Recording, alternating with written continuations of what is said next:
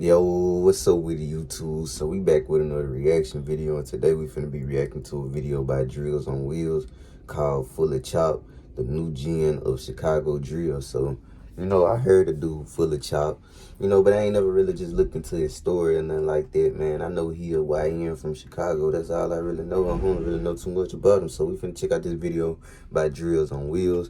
Make sure y'all hit that like button. Make sure y'all subscribe. We ain't gonna waste no more time. Let's go and get straight into this video.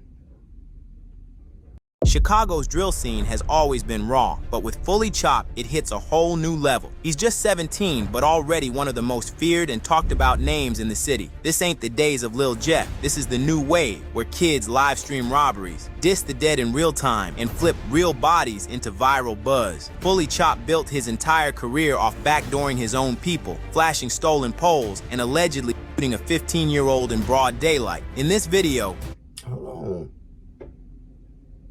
we're breaking down how he became the face of Chicago's most dangerous generation, from music videos to charges, betrayal, and non-stop provocation, background and gang ties, second oldest of 5.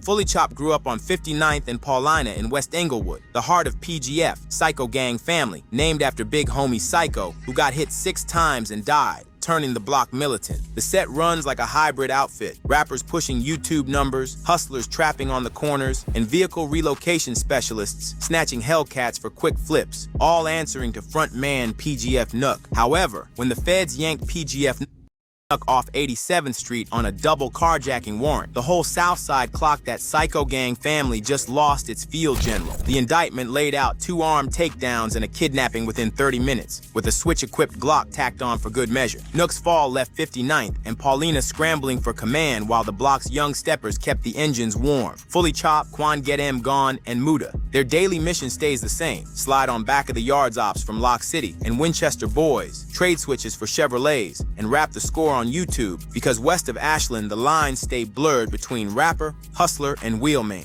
Everybody from West Englewood to back of the yards is holding breath, because without a clear captain, every trigger pull decides who really runs 59th tomorrow. Now, since he was 14, Chop was outside stealing poles, sliding with PGF Muda, and posting every move. FullyChop originally went by the name Lil Scoom, a street nickname he used in early block freestyles and IG clips before We already got a Lil Scoom. RIP to him though. The views took off. But as his name started buzzing, it clashed with another local artist already known as Bloodhound Lil Scoom in a different part of the city. Fans were getting them confused, and so were the platforms. Not wanting his identity tangled with someone else's wave, he made the switch. Rebranding as FullyChop 2X, he leaned into the image that matched his rising rep: wild lives, stolen poles, and viral disrespect. Dropping Scoom wasn't just about clearing confusion. It was a power move to make sure his name stood alone in the chaos. I've been going off FullyChop, so I've been going off FullyChop. I made my Instagram that, and then when I started rapping this, I put my FullyChop. First my was Scoom folk, then I changed my cause the other rappers was Scoom, so I changed my FullyChop for them. There's so many people in Chicago over the years who have been doing something with the Scoom brand name. FullyChop grew up where weren't rare, they were routine. By the time he was 6 years old, he already knew what to do when rang out. Hit the ground, stay low, and don't ask questions. He used to dive under cars or throw himself behind porch rails before he even started first grade. What was your family? It's crazy, bro. You know what I'm saying? You can really become a product of your environment at 5 and 6. Life like growing up out there? I ain't gonna lie, for it used to angle on Sosa for when I was growing up, I was like, it used to be shoot back to back for him. So I was like 5 shoot. I gotta get on the ground all type of that time. I'm outside, they coming through that. I'm coming through that Sosa. They just ready to bubble Sosa every time. Blood I ain't gonna bout. Living off 59th and Paulina in the heart of PGF territory meant gunfire was part of the background, like traffic or barking dogs. While most kids were learning to read, Chop was learning to read danger, the sound of switches cracking off, the pause before return fire, the difference between a warning shot. That early exposure didn't scare him, it shaped him. By the time he was a preteen, he wasn't just dodging shootouts, he was running toward them. His first breakout record, Devil in My Head, dropped 8 months ago and already sits near 1 mil on YouTube. In the cut, he calls it— Whoa, so dude, just when this video came out, July, so that song came out 9 months ago and he almost at 1 mil. He just started rapping. out rival set 147 while still beefing heavily with other Chicago gangs. The diss traffic, backdoor lives, and stolen skits kept his name trending harder than the music, but each flex brought fresh smoke on and offline. The momentum snapped 19 February 2025 when the Great Lakes Fugitive Task Force boxed his stolen Kia in Evergreen Park. Court papers say the juvenile, listed at 5900 South Paulina, was booked on first-degree attempted murder for a September 22, 2024 of a 15 charged with attempted murder in Chicago Southwest Side shooting last year. 15-year-old on 57th and Wolcott, plus a stack of gun and stolen vehicle charges. Bloggers blasted the headline, "FullyChop locked up for attempted murder," and the state hinted at upgrading him to adult court. PGF fans flooded comment sections screaming, "Free the youngest stepper." Now Chop sits in juvie, case pending, while Devil in My Head keeps climbing and ops celebrate the bust. Whether he beats the charges, gets sent upstate, or ends up another hashtag, the war he helped flame between PGF, Bloodhounds, and 147 is still burning, and everybody's waiting to see who slides first when, or if, he touches back down. But as everyone knows, that type of lifestyle comes with consequences. Chicago's is cycles. Q50, with Lil 50, his closest friend and music partner, in late October 2024, trying to retrieve his stolen Glock from an op, Lil Tay. Chop was reportedly on FaceTime when it happened. Tay, who allegedly had 5 bodies, didn't live long enough to face retaliation. He died in a fatal car crash days later. PGF called it karma, Chop called it content, but inside he was hurting. Yeah. I don't know how to answer that for. I don't know how to answer that. Yeah. Was that like the That did break me though, for I'm so that broke me for. That was my everyday homie for. I was waking up to him type shit, you know. That was my everyday homie for. I ain't go about. That shit did break me though. Yeah, it's tough losing anybody you care about, but especially like the person you're with every day. No bullshit been for brutal. that shit like. This shit a real type shit like that for. You go back in the studio, like inspired you, like, man, I'm finna go harder, you know what I'm saying? Cause he really wanted to rap for. I really was like, no, he wanted to rap. Like I was rapping cause him. So I really went finna rap. He was telling me to rap. So I really. Jada, Q50 with Lil 50's sister, whose rising presence exposed cracks in the PGF narrative. In a July live stream, she directly challenged FullyChop, calling him out for not getting justice for her brother. "They still ain't got back for Lil 50, she snapped, tagging Rip 50 and launching a social wave of criticism at Chop. Ain't that supposed to be his big sister? You know what I'm saying? Man, them people, man, get back on the time, bro. And PGF's empty promises. A recent TikTok clip from 16 Shot M Visuals captured Jada detailing inside dealings between Chop and their family. She confirmed Chop introduced them to Lil KSO, calling him Big Cousin Sosa's link to the streets, painting Chop as the bridge that pulled Q50 into the drama. In that same interview, Jada broke down how Chop's presence made school life hard, contributing to their fallout. KSO was backdoored after Chop snatched his and put him on blast for playing the middle. Weeks later, KSO was found dead in his bedroom with a headshot. Bloodhound Lil Speedy, allegedly his cousin, was rumored to be behind it. Speedy never posted about KSO's death, fueling rumors he'd lined him up. FullyChop didn't mourn, he monetized. He dropped Super Slime, opening the video with raw footage of him robbing Case. Chop kept pushing the line, robbing people on live, dropping his own location while on enemy blocks, pointing at so-called friends, mocking Big Doc from 147 by name. The ops weren't the only ones watching. CPD and the Great Lakes Fugitive Task Force caught up with him in February 2025, boxing in a stolen Kia in Evergreen Park. The charges stacked quick: attempted first-degree murder, possession of a machine, and more. Prosecutors linked him to a September 22, 2024 of a 15-year-old on 5700 South Wolcott. Just months earlier, in November 2024, Chop and Quan Get 'Em Gone were arrested together in a stolen Trackhawk. But when Chop bailed out in just 10 days and Quan stayed in, rumors spun. Had Chop cooperated? Inside Cook County Juvenile, Chop claimed he ran Module 4E. That's a PGF module now. He bragged on live. By March, he was back out, dropping more visuals. 333, Devil in My Head, Do It Right, and None. The last of which featured PGF stepping on enemy blocks with captions like, Long Live 50. The total view count passed 14 million. His project Voice of the Night. Whoa. See, this why ain't how he is 15, 16 doing 14 million views. Come on, man, you gotta do better, bro. You ain't gotta be riding in stolen cars and shooting the ops no more, boy. You gotta make it with their music.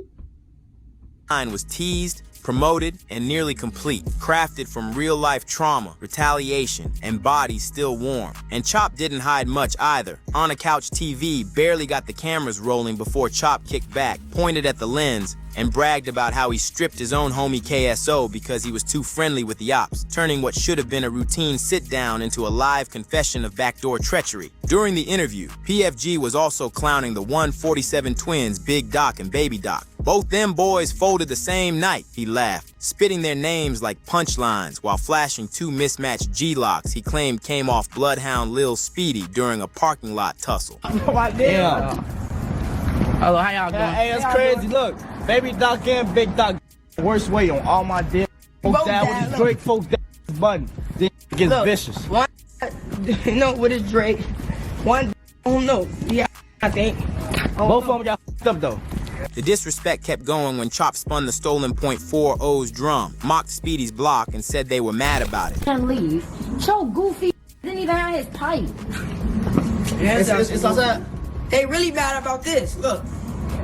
They really mad about this. Oh my God. it's about that.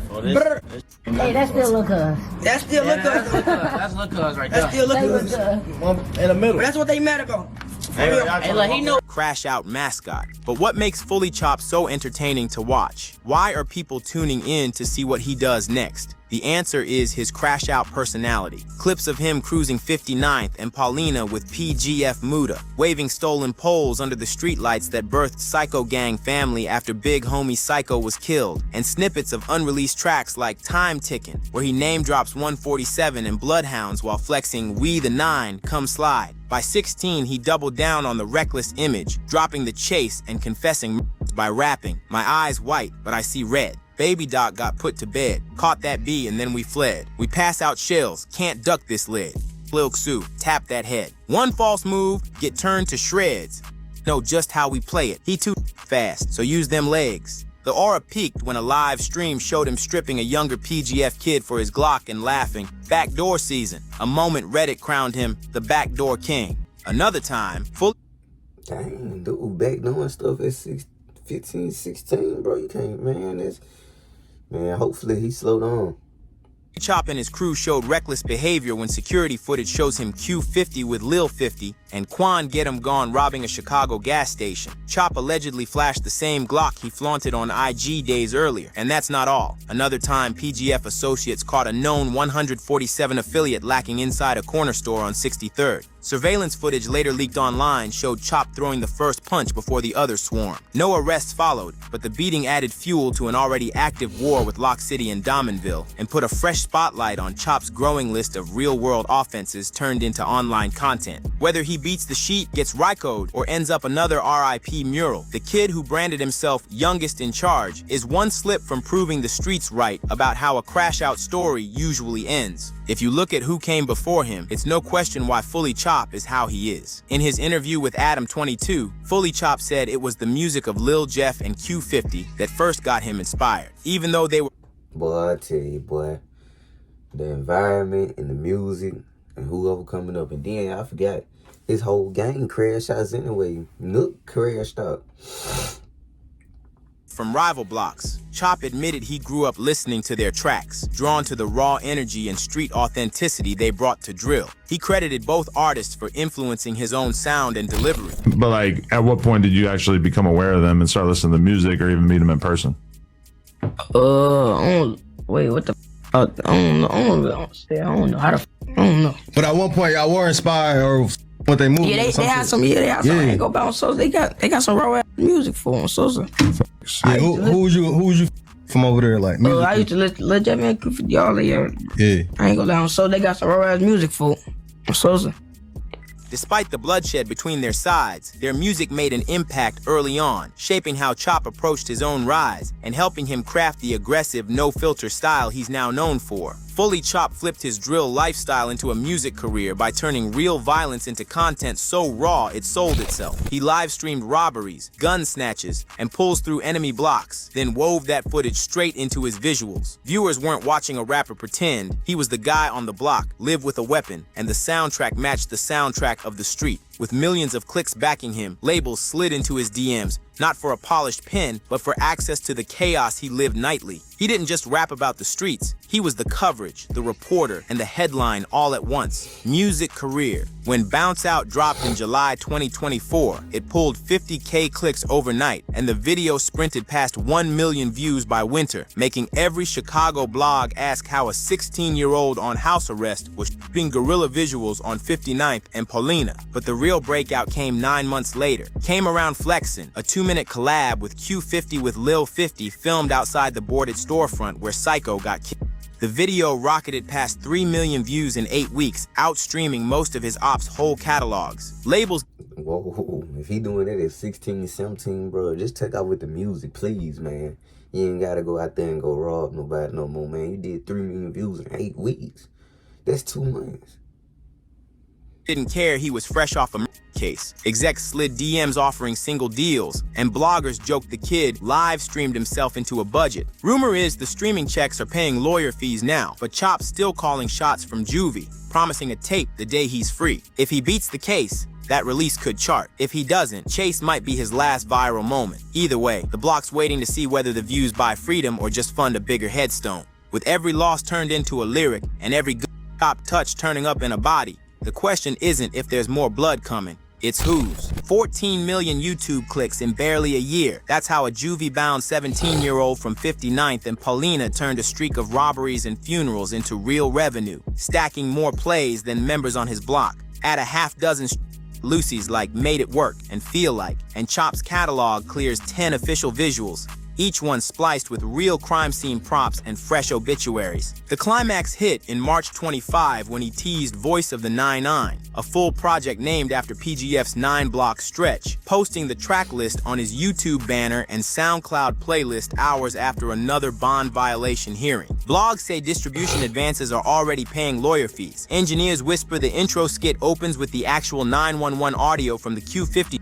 Labels see controversy converting straight to CPMs, while CPD and the feds see fresh evidence timestamped in 4K. So the loop grinds on. Violence sparks a live. The live fuels a viral video. The video bankrolls more switches, and every new drop invites either a streaming plaque, a Rico sweep, or a bullet with Chop's name on it. No one on the 59th knows which outcome uploads next. Chop's case. In Illinois, the moment a kid turns 16, a Class X attempted murder charge can rip him out of juvenile court and drop him in front of an adult judge. That's the Straight to Cook County Jail.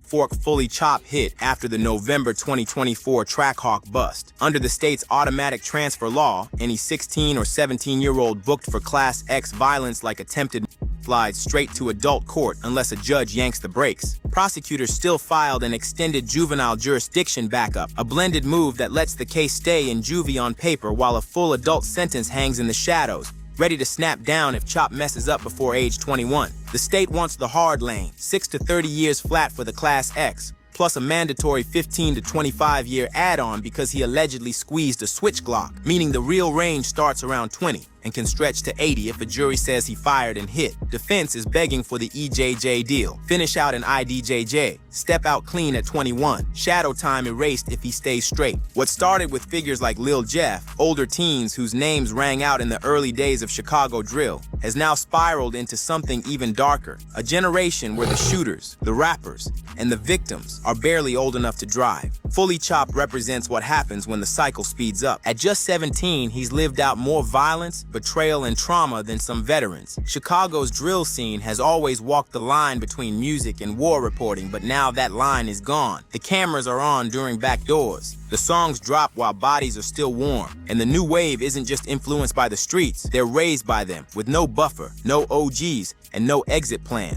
In a city already flooded with pain, kids like FullyChop aren't just products of the violence. They're the ones writing its next chapter in real time. If you like this video, click on a video on either side to watch a video similar to this one. What is it?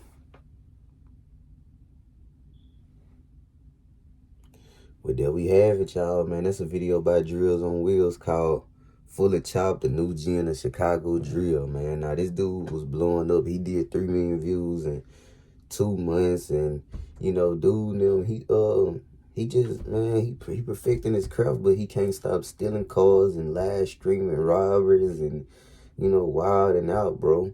Like, besides that, dude got the ticket, man. I ain't even gonna lie. He really got it, man.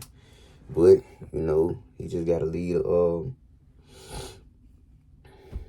he gotta lead the streets, man. He really gotta lead them streets if he wanna be something great. You know what I'm saying? Because he got a lot of attention, man. He could just turn it to something better, man. Like, I'm looking at dude's biggest song. He got 3.8 million views, 1.4 million, 1.1 million, 1 million, 600, man. You know, dude got numbers, man. 7, 8K subscribers on YouTube. So, you know, hopefully this dude, man, he end up doing something with himself, man, before he lose himself to the system or the graveyard. And I'm just being real, man. You know what I'm saying? He just got to do it for Q50 with Lil 50, man, his other little homie. But yeah, guys, this is it for this video. I don't really got too much more to say. Y'all comment down below what y'all want me to react to next in the comment section. Make sure y'all hit that like button. Make sure y'all subscribe for more. You know what I'm saying? Yeah, y'all, till the next video. I'll catch y'all. I'm out.